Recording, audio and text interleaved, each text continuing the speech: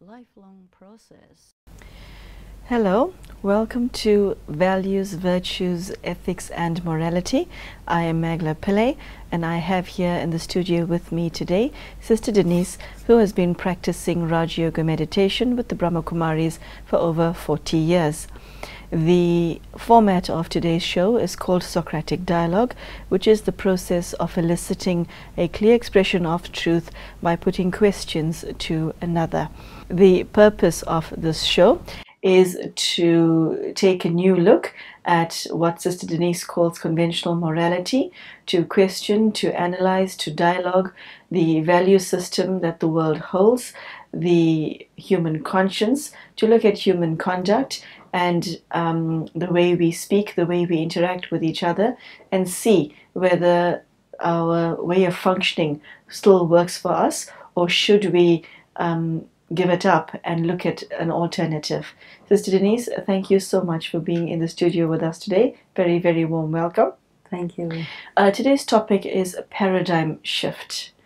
And from where I'm sitting and looking at simply the news headlines on a global level today, whether it's BBC News or CNN, it is quite obvious that the world has become quite a scary place because of human conduct, and it is getting progressively worse. And the sense in my heart and with many people is that something's got to give. What is your take on that? Well, we're reaching a point where people are feeling uncomfortable because things can be bad and people say, well, you know, it's been like this from time to time. It's not something out of the ordinary. But more and more people are beginning to say, no, something out of the ordinary is happening. And because of that, we don't really quite know how to think about it, which means we're in an unusual situation. Okay.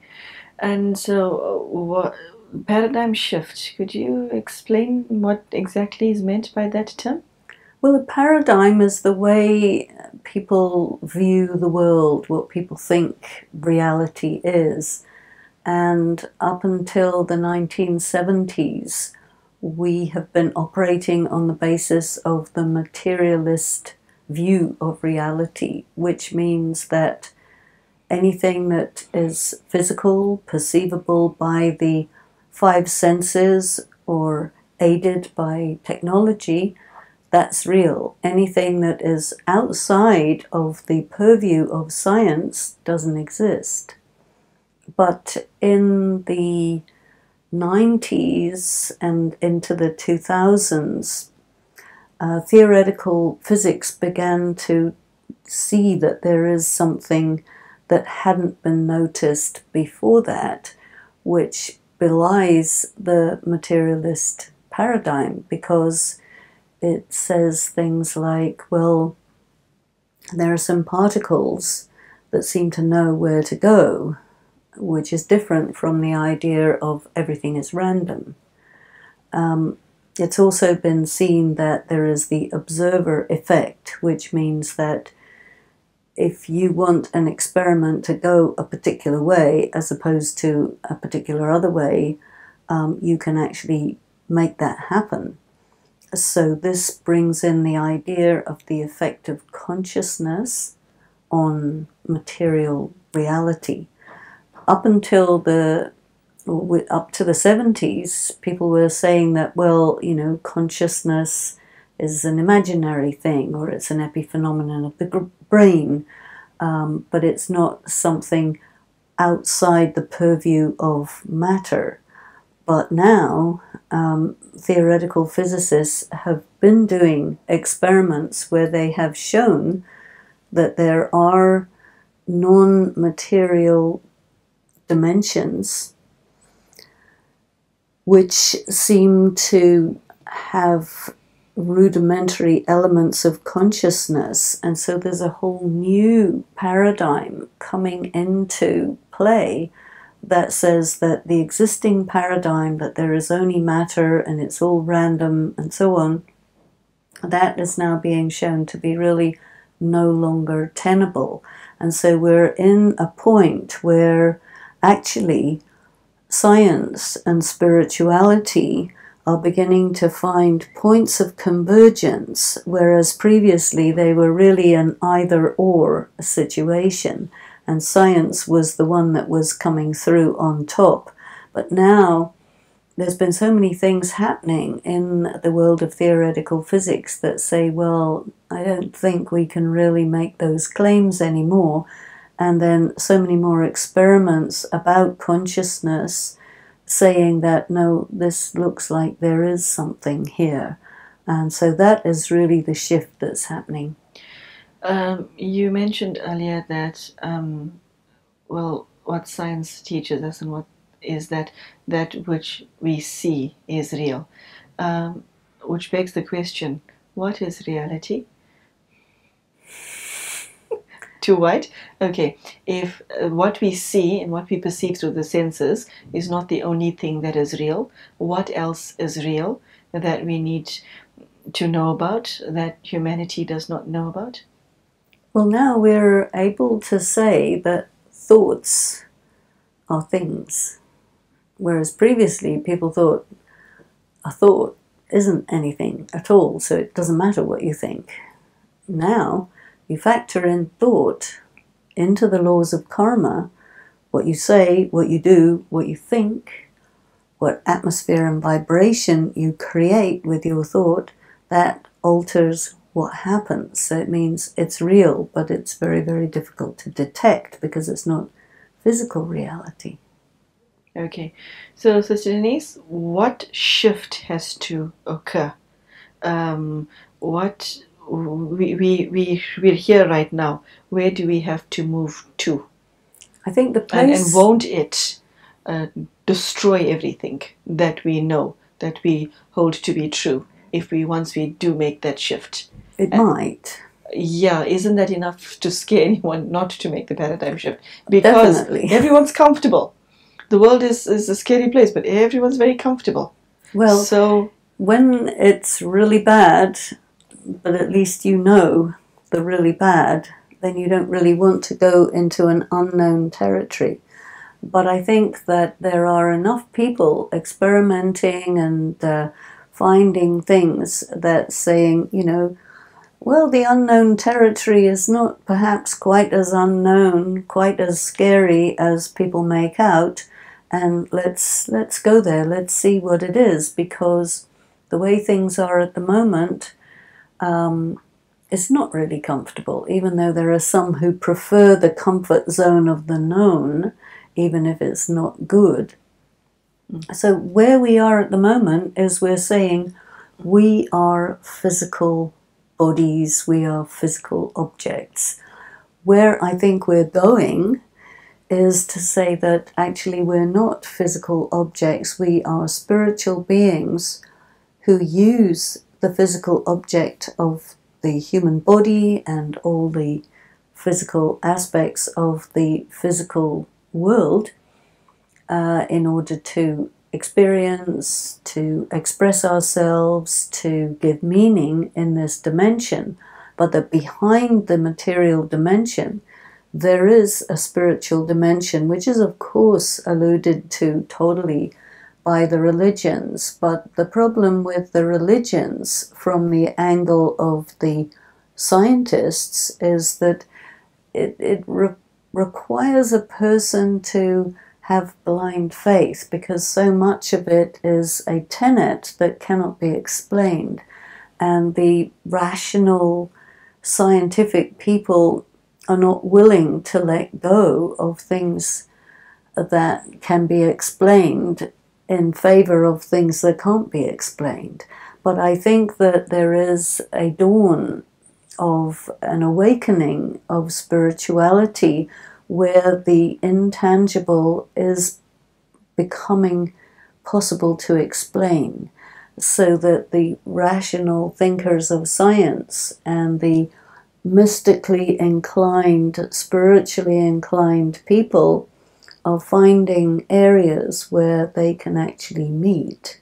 And this is something very new and very important. And this is really where the paradigm shift can take place. When I listen to you, it seems so almost inconsequential.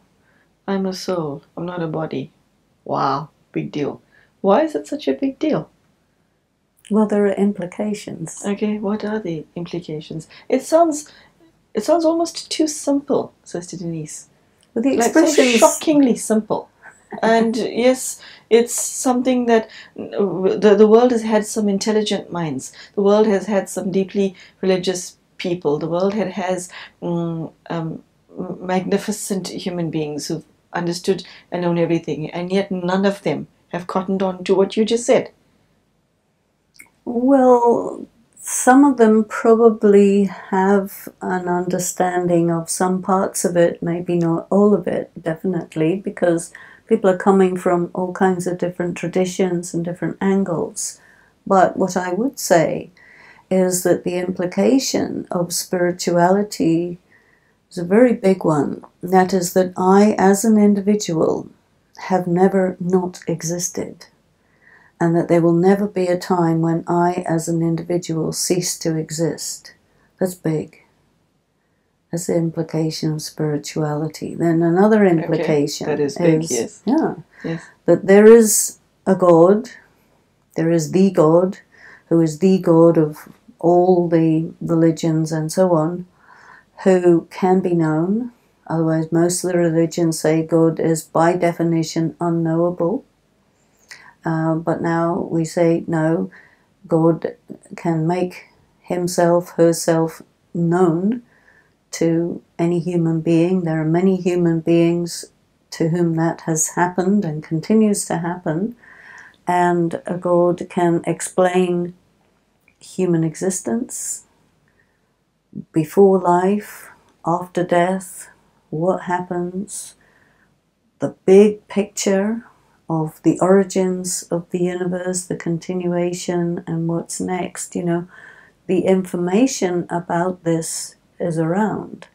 And then there are people who say, yes, I can understand this. There are other people who say, this is so different from what I am comfortable with that I choose to deny it, avoid it, ridicule it, or whatever, but not take it on board.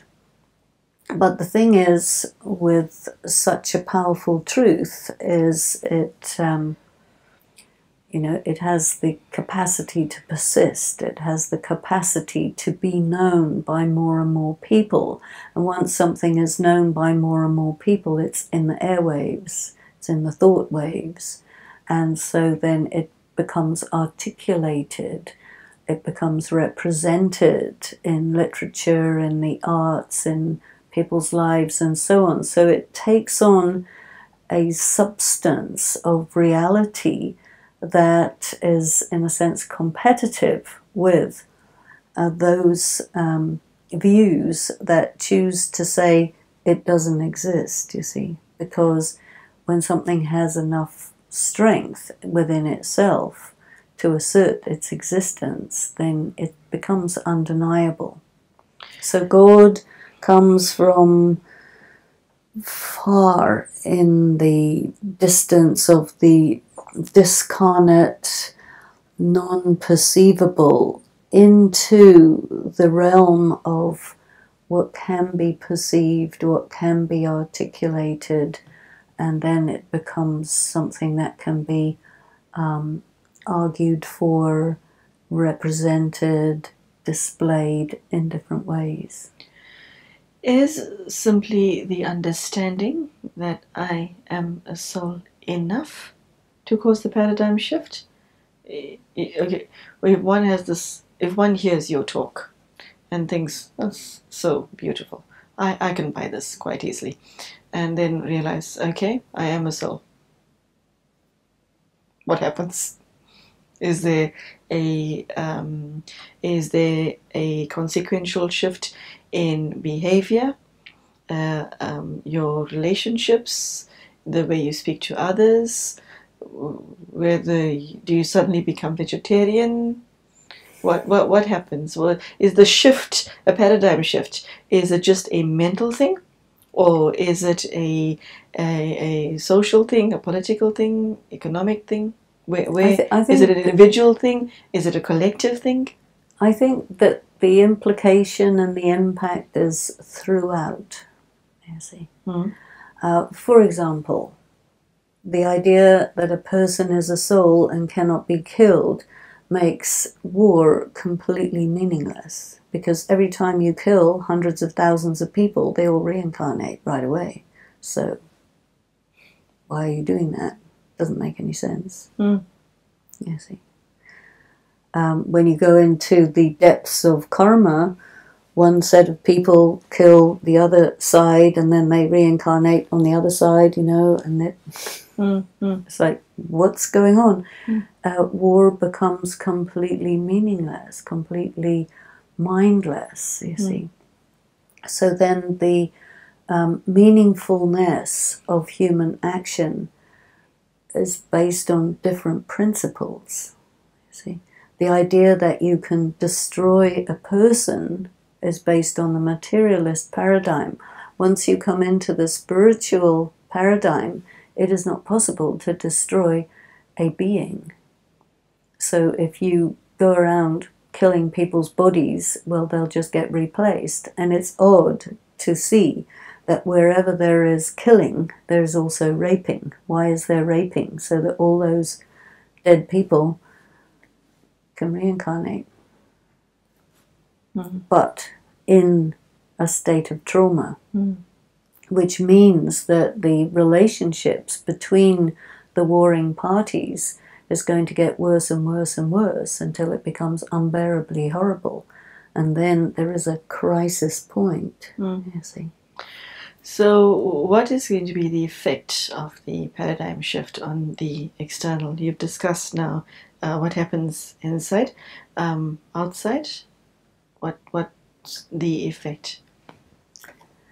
You know, because from what you're saying, a person's such a huge change in the way you think and perceive yourself will have far-reaching ramifications for how you relate to your immediate family. yes. Okay, so what is the end ripple? What is the end result of this ripple effect? I think that, you know, people feel that their identity comes from their family, their nationality, their professional activity, and so on. So knowing the self as a soul means I'm an actor. I get born somewhere, I come into relationship with these people, there is karma going on between all these people, and then when this body finishes, I leave these people and go somewhere else, according to karma. So the spiritual paradigm means we have to really understand karma, because if we don't, we're going to put ourselves in more and more trouble. And it doesn't have any meaning to do that when we know better. If you don't know, then of course there's nothing you can do. But once you know, then you're responsible, you see. You can't say, oh, well, I don't think I would like to know this anymore. It's too late, you know. You see. You cannot unring the bell. That's right. And so that means people really have to do some very deep thinking. That what am I doing? How am I responding? How am I reacting? And you really have to really look at the consequences of your actions, the origins, what you're doing now, what's going on. You have to really rethink it. And this is why the spiritual paradigm brings with it a huge study. because the materialist paradigm has meant, well, we just study physics and we study matter and we study human society as if it is material. But with this, we have to study everything differently, from a different angle, applying different laws, because the paradigm of spiritual reality means you have to take into consideration both the laws of spirituality as well as the laws of matter. Previously, all you had to take into consideration is the laws of matter. But the fact that things didn't work out implies something's missing. So what's missing? The spiritual component. So the spiritual paradigm doesn't say, okay, we'll get rid of matter. Not at all. It says that matter and spirit have to work together. When you deny the spiritual component, then matter and spirit are working in opposition, which is very harmful and disastrous. So, on that note, what then is your relationship to matter if there is a paradigm shift like the one you just described? How do you relate to your body? And what happens to your responsibilities? Well, your body is your instrument, so you have to take care of it, but you do not become it. You are not it. It is a belonging, and it is temporary. So you cannot be attached to it. You cannot be emotionally involved with it, but you have to be responsible for it. You cannot look in the mirror and say, I am really ugly, you see. You look in the mirror and say, okay, this is the condition of my body, but I am a beautiful soul. And that changes the vibration, because the body is very much affected by the vibration which is put out by the thoughts of the soul, because souls think, souls act through the body. Hold on, say that again. The body is affected by the vibration of the soul. Okay, what does that mean? Well, that means if you are very body conscious, you look at yourself in the mirror and you say, this is me, you're always going to find fault with it, because you're interested in being beautiful. And you say, oh, I've got this wrinkle and this spot and this whatever. But in soul consciousness, you say, okay, this is a condition of my vehicle, and I am a beautiful being, and I have love for my vehicle, but I am not my vehicle. So I will take care of it very well. It will serve me well. It is not me. You know, it changes the relationship. And then when you look at another person, you're not going to look at them as their body. You're going to look through the body and see the person who is within. When somebody dies, you're going to know that the soul has moved on, and these are the remains. So you get rid of it, but you do not get caught up in the remains of a person, because your relationship is with the soul, not the body. So, is there anything else that you would like to add before we bring today's show to an end? I think the implications are that there is no way that a person can avoid facing the consequences of their actions. So the idea of live now, pay later changes altogether. If a person does something good, no matter what, they will get the reward of that sooner or later. And so you don't have to look for results. You just know they will come in their own right time. And if someone wants to do negative action, thinking that they can get away with it, not possible. You can get away with it for a while, but only for a while. Even if you commit suicide to avoid facing things, you'll immediately reincarnate and you will have to deal with it. So there is no way out. So one has to really develop powers. Okay, there is no way out. Sister Denise, I think that brings us to the end of today's show. And it's very interesting. You see, the ideas that you shared today are so simple that it has escaped humanity forever, which I find so bizarre.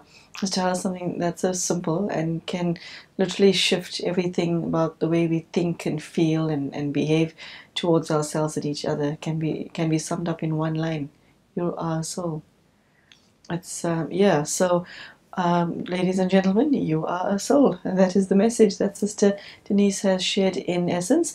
And the last line of Sister Denise's talk, I think, captures the entire half an hour. There is no way out, and those words necessarily imply that at some point every single one of us has to take stock of our lives, look at who we really are, make peace with what we've become, relook at our relationships, matter, everything in our lives, and also be aware that we have to, I think, make peace with reality. Yeah, that was the deepest message for me in today's talk. Sister Denise, thank you very much for your beautiful words.